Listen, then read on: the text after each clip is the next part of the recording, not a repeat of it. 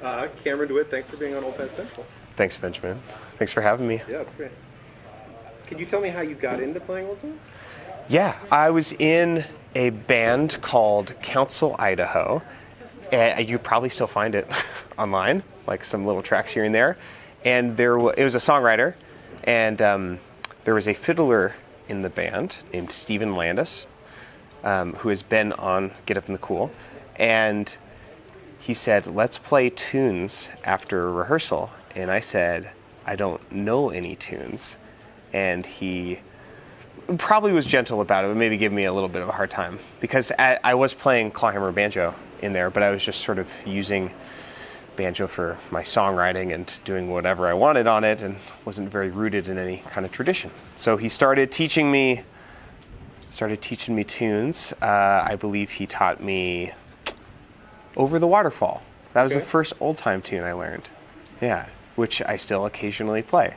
He also taught me Angeline the Baker, which I no longer play, and a bunch of other ones. Yeah, and so we would, go to the jams in Philadelphia, and we would busk in West Philly sometimes, or in Center City rather, and at the time it was kind of like I was very interested in like my own kind of like personal like songwriting like journey and like that thing, and I was like, this is just a fun hobby.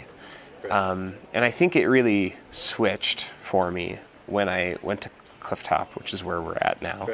When I went to Clifftop for the first time. What year was that? Really put me on the spot. Do some math. I believe this is my 6th Clifftop, and I've never missed a year. Okay. So, and it's 2019 now, so it must have been 2013. Yeah. This was a long time ago. Yeah. So, or does that make sense? 4, 5, 6. Cut this all out. And I was. That was the first time where I really started playing music with my peers, and I love intergenerational jams, and I always have. But I didn't realize how many people my age were playing this, and I got kind of a glimpse into the future. Like, oh, I could be doing this for a long time. There's so many other people who do it. I'm not going to have to teach a bunch of other people. Now I do, But yeah, there's an infrastructure here for me to have a good time playing music with people. Right. So I think the communal aspect, the opportunity to connect with people, was what first drew me to playing old time, and the appreciation for the traditions has come. It came later. Right. Yeah. So it seems like a lot of people have this moment where there's like a switch from dabbling. Yes, come to Jesus moment. To marriage or whatever. Yeah. I don't know what the mixed metaphor is, but. Well, I come from a religious background, so I like a conversion moment is how I often talk about it when I converted. Why do you think that? You have any thoughts? Why does that happen? Why is it that? Well, everyone comes to old-time music for different reasons. And so that's something I've come to learn. But for me personally, I had a lot of needs that were not being met in my life. Artistic fulfillment, to have shared interests with other people, I spent my whole life studying music, and it was all oriented around rehearsing, often by myself.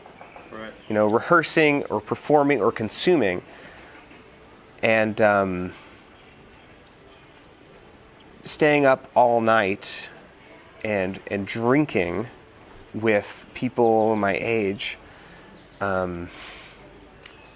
was not a thing.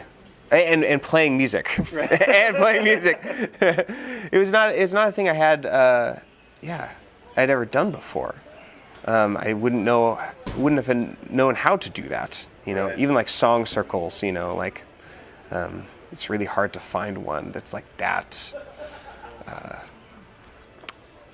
don't know, complete of an experience. So yeah, once I found out, like, I mean, maybe a little bit like a drug, you know, like, oh, this is a way I can get my needs met. Right. You know, I started gravitating towards it. Yeah. And as I've played it more and as my discipline has grown in the music, it's become something a little deeper than just me getting my rocks off or something. Or a self-indulgent practice. Right. And I realized like the power of it to, like, you know, teach and serve other people as well. Right. Yeah. But the conversion moment was like, oh, this is actually something I really need. Right. Yeah. And so you think that was like connected with like the bacchanalian, like the I mean, it does seem like there aren't a lot of opportunities in today's America or today's Europe or whatever for that kind of sort of sustained communal celebration. Yeah. Which must have existed throughout all of human history. Yeah. You know, our weddings are very short. Right. Where other cultures will take a week, you know. Right. Like, yeah, I feel like I get to go to a wedding every year coming here. Like, you know, a huge party, you know. Right. Yeah. Yeah, you're absolutely right. I didn't have anything like this. So now what do you feel like the needs are that get met by being a part of the community? Yeah. I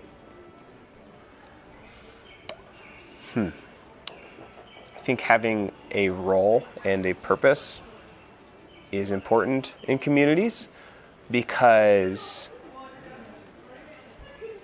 I think there's an inherent feeling when you're with a group of people.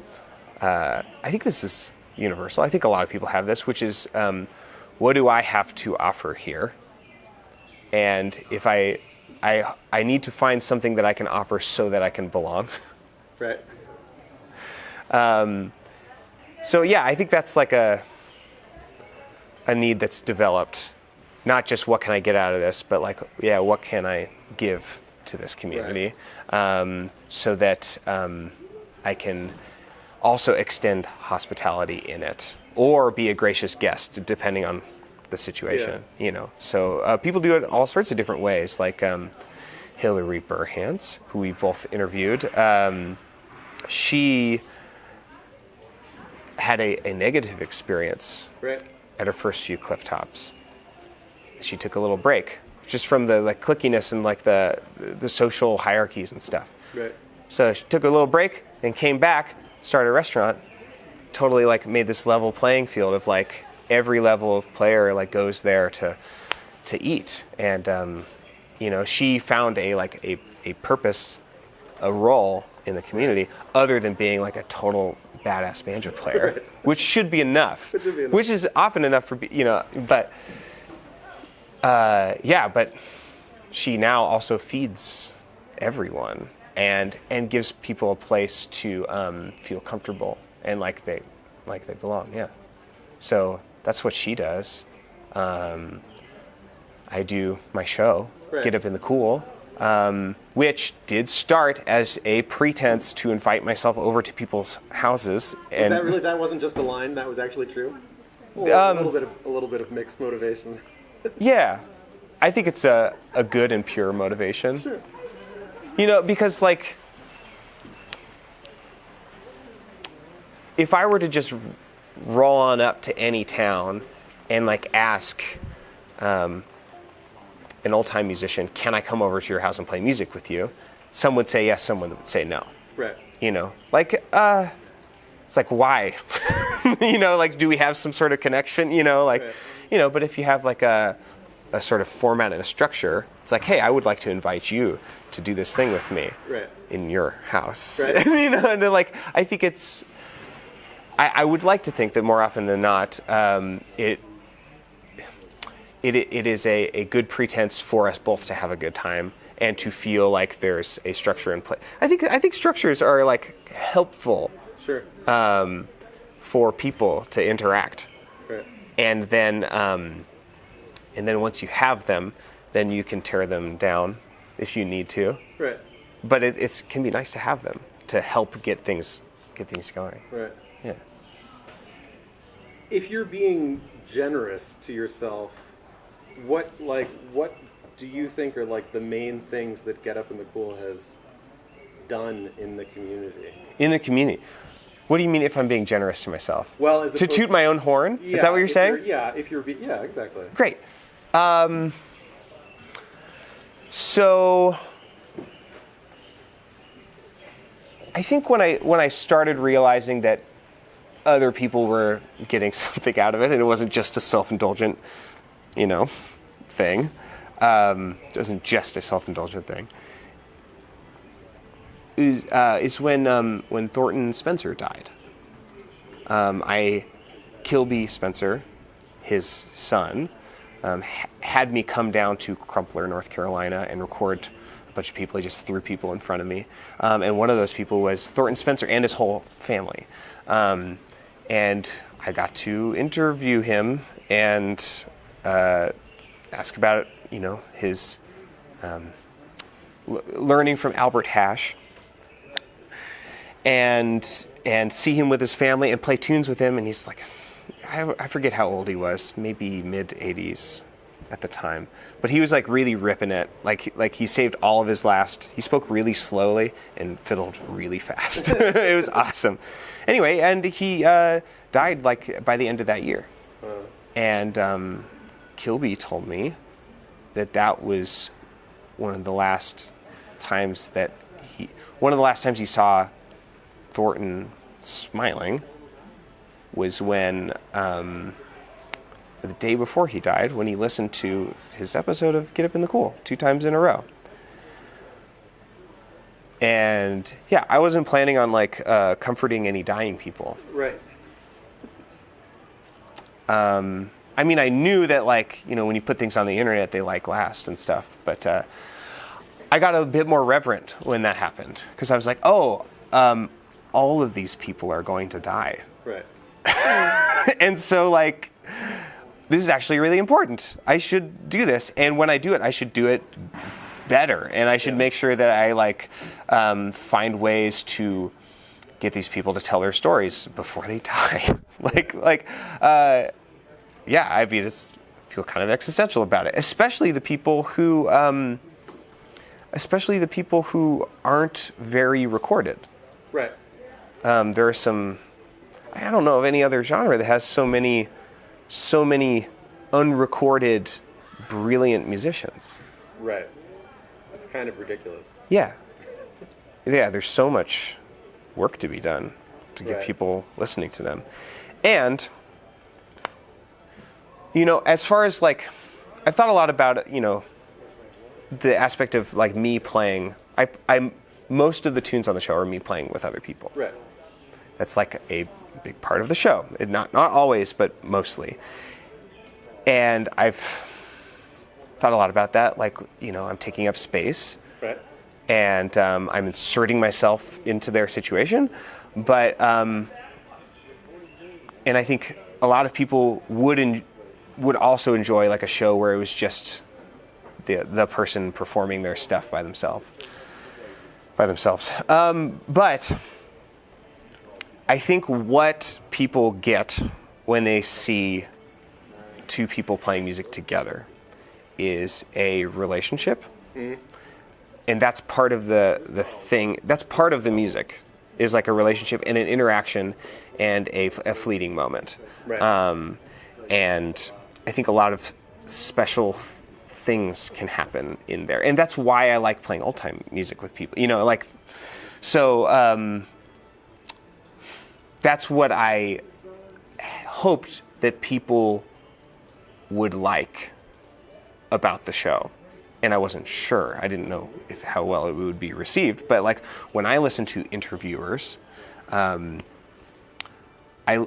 listen to them for who they're interviewing specifically, but I also listen because I like these interviewers. They're personalities, and I want to see what they get out of this other person. Sure. Mark Maron, for instance, is even though he's like this kind of weird, abrasive dude, like he's like really good at getting people to talk kind of intimately about themselves. Right. And that is really special. And they say things that they wouldn't with other people. And I want to do that with old-time musicians. And my hope is that most guests on Get Up in the Cool would say, thank you for asking those questions. I wouldn't have necessarily thought to say those things in this interview. Or people don't necessarily always know that they're interesting or why. Right, right. Which I think is maybe important.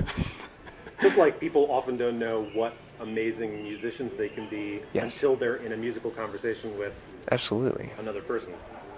And the interview aspect is also I want to apply those same things to the musical interview. Right. You know, to the music. So sometimes I think it's very possible that I maybe bring my guests down a little bit by playing with them, like on a musical level. It's totally possible. Camera eye rolling. Yeah. I know for a fact that it's happened. Take to camera directly. You know who you are if you're watching this. And I appreciate the graciousness of some of my guests who are amazing and above me. But what I want people to engage with is a relationship and a moment, as opposed to maybe it's a little curated. You know, I'll cut out the tuning, but it is candid, and I think that's really, really special. Yeah.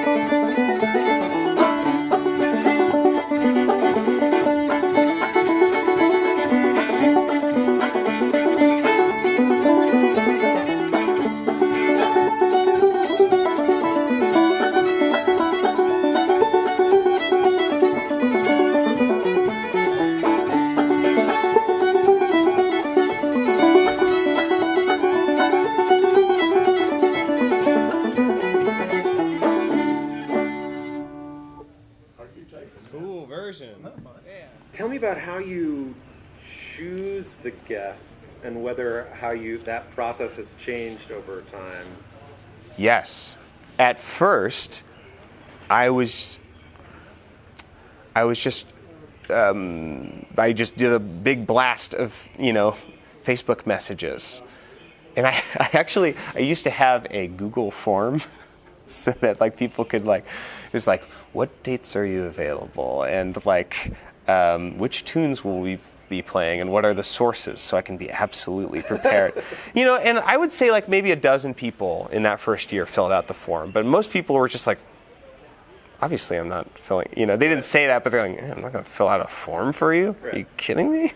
Let's just show up and figure it out. So I did that at first. And I was just sending messages to people I knew. And anyone that I had experience playing with, or that was my first round. And then anyone who I heard about, just like, I was like, I don't know if this thing's going to work, so I'm just going to, ask anyone.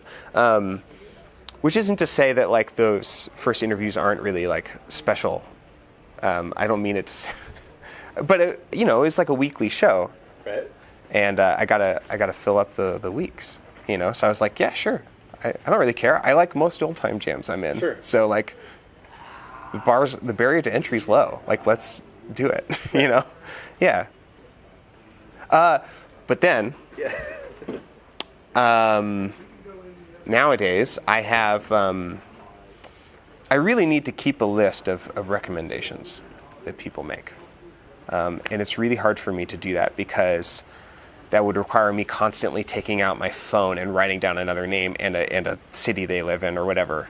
Like every time it happens. And at this point, there are so many recommendations that I just kind of let them wash over me. And if they organically keep coming up, then they'll start to stick. Right. So if you have someone you really want on the show, just like keep bugging me about it.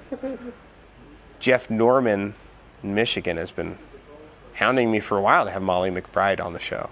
And now she's moving to Oregon. And so, like, it's going to happen. We're going to interview each other soon, probably. The other thing is people really like to recommend men. And I really like interviewing men. Sometimes it's more comfortable because, like, I am taught to speak the same way as a lot of men in the communication styles and privilege, Yes, so most of the people that people recommend are men.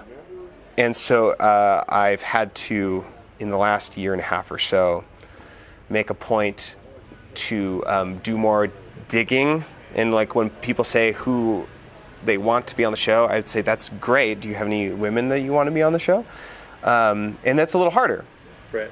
And sometimes women are more hesitant to like put themselves out there, which is not. I think that's a good thing. That's good behavior, in general. Like, because, like, men are like.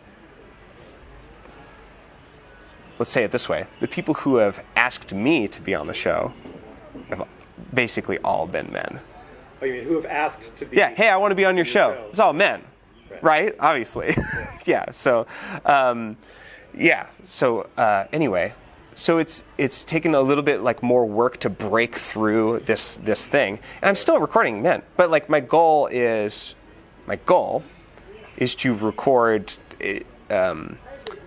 equal numbers of episodes with women and episodes with men.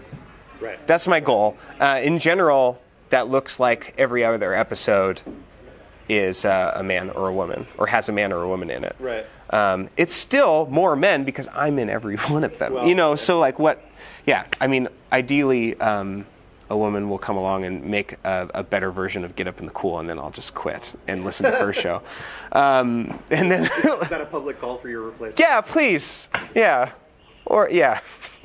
Give me a trust fund and time off. Yeah, I'm having a good time in everything, but go do it.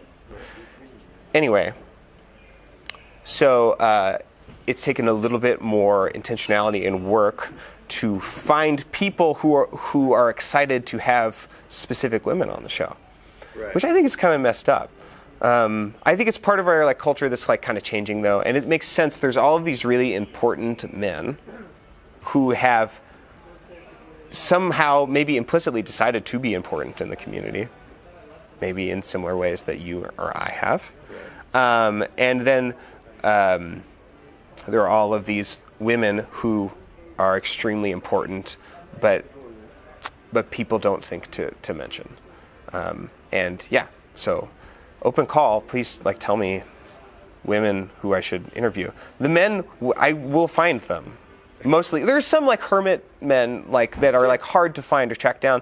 I would appreciate recommendations for them too. But, like, I'll find enough men on the show. Right. So that's, like, the big challenge. Yeah. What are you most excited about musically right now? Oh. So lately, I've been trying to figure out how to make the solo banjo an interesting. I've been trying to figure out how to make the solo banjo like good and accessible, because I've spent so much time being an accompanist, Right. or a duettist, often, but it's a different skill than like playing by myself, and it's like more exposed when I'm by myself, and some of the ideas that I have don't necessarily translate when I'm playing by myself. So I've been thinking about that lately, and honestly, a big part of it has been like competing in Clifftop every year in the banjo competition, because I'm by myself. I mean, I could have a guitarist if I wanted to like drag a guitarist friend that I trusted, to like, hey, hang out with me all day and like help me, But it's mostly done it by myself, and it's like really, really difficult when I don't have a fiddler to hide behind. And it's made me think about tone a lot more, which I think has been really helpful in my ability to participate in old-time music in a way that more people appreciate, because I think a lot of old-time musicians really like tone, specifically, like that, and especially for banjo playing. It's like a thing that it's taken me a while to figure out, like, what tone do I like, I think my background is in music composition, and so I have a tendency to get a little bit in my head about what is happening in the music, as opposed to like what is happening to my body when I listen to it. Right. Like what is the sound that it's making, and how is it affecting the hair on my arm? Sure. Like that kind of thing. Yeah. So like, I've been trying to pay attention to that a little more lately. And I've had more opportunities to perform by myself in the last year, which has been really fun. And to just actually spend some time on like one tune and have a relationship with it. Right. It's really different than Get Up in the Cool, where I have to learn 6 new tunes usually a week. Right. There's a startlingly few amount of like tune repeats on the show. It's like constantly new tunes, which is fun, endlessly novel, and a lot of work. And a lot of work, less so as I've like built that muscle. Sure. Different muscle than learning how to like play by myself and have it sound good. It's required a lot of restraint. That is always a thing I'm working on, trying to kind of grow up and like play in a way that's more mature. I don't mean that to sound like a repressed thing. It's like I'm trying to like mature my values and like my tastes. Right. The same way that like I want to enjoy better wine or coffee. It's like I want to know what people like about this music, and I want to participate, and I want to understand. Right. So dig into deeper nuances. Yeah. Once again, starts with a communal, like a social motivation, but it turns into a very personal, Well, they're always in conversation with one another. Yeah. So. Yes. Absolutely. Tell me about. So I'm happy to go on the record and say that I'm confused by competitions. The culture of the competition seems often at odds with what we do in jam sessions. Oh. And so I find that I'm sort of curious what. Why you like doing the competition. Sure. So, I think an idealization that I had about old-time music that has been getting eroded over time is that people like this music because of playing in sessions at fiddlers' conventions. Right. I was like, that's why everyone does it, right? No, like some people are in it because they enjoy playing the music, and playing their instrument. It doesn't really matter who's with them. It's like they're in it for like this specific physical and like sonic experience or whatever. And a huge part of like the tradition of old time music is like festival. Is competing Right. at conventions, Right. And that has had a huge part in like developing all of these different vocabularies, and all of this like. And some would say too that it has like. Some would say too that it has like buried some other, some other playing traditions that aren't as like I really appreciate the music that that Spencer and Rains are exposing us all to, because like Texas fiddling, people think about Texas contest fiddling, right? But then there's all this awesome, non-contest worthy, like fiddle music that It's just not suited. Right. It's not the same kind of thing. It's not showy, Right. So anyway, I'm getting a little bit in the weeds, and I apologize for that. All that is to say, I think that competition is a really important part of the tradition, and I like that it's there. It is fraught, and sometimes it stresses people out a lot, but I don't know. People get stressed out about all sorts of things. There's going to be competition, I think, regardless of whether there's a competition. I think that's inherent to human interaction and people getting together in groups. So I think the best thing to do is to acknowledge that there is competition and that there will be, and to have a healthy attitude about it. Okay. So, for me personally, which is the question you're asking,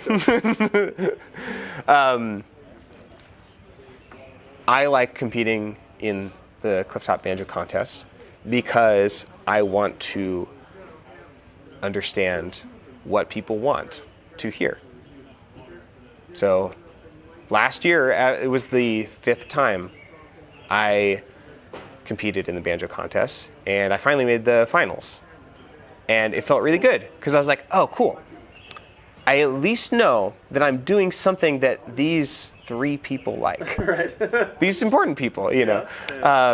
And there were specifically people that, let's see, I believe it was Adam Hurt and Jane Rothfield were judging, and there was someone. John Herman, or? Oh, very good. Was it him last year? I can't remember. But, Well, if it was, then that would also, his opinion matters to me too. So like, one, I like affirmation, just period. It makes me feel nice and safe. But 2, it means that like, this is a confirmation that I'm like understanding something about what we're doing here at a deeper level. Right. And like am getting farther on my Oldtime journey. So you're going to win this year? No. No. Absolutely not. Will you quit if you do? Will I quit what? Doing the competition. No. No. Because I You still like the feedback. It's not about the accomplishment, it's about the feedback. Well, yeah, I mean, it's like if I hypothetically won the competition, it would be because these like 3 people. And it's like, good, now I know that I know something that these 3 people think are important. But it's like different people every year, That's true. So like, I think it's like a good, it has been a good way for me to exercise humility, which is a strange thing to say because it's a competition, But standing on stage by yourself. You're sitting on stage by yourself. Yeah, but it's like me at my like most self-involved, I think would say like, oh, whatever, it's just competition. Like I know what's really good. Okay. And this forces you out of that. Exactly. It's like, yeah, I still have to figure out who are the hosts, the judges. Thank you. To figure out who the judges are this year, and like ask around and be like, what are they into? And then I'll see if I can play that. I don't know if I can, but it's like a fun like exercise to like, I don't know. I want to get better. Right. I want more people to like it when I play with them. Right. Yeah, Right. it's important to me. Yeah. Yeah. Should we play a couple tunes? Absolutely. All right. Awesome.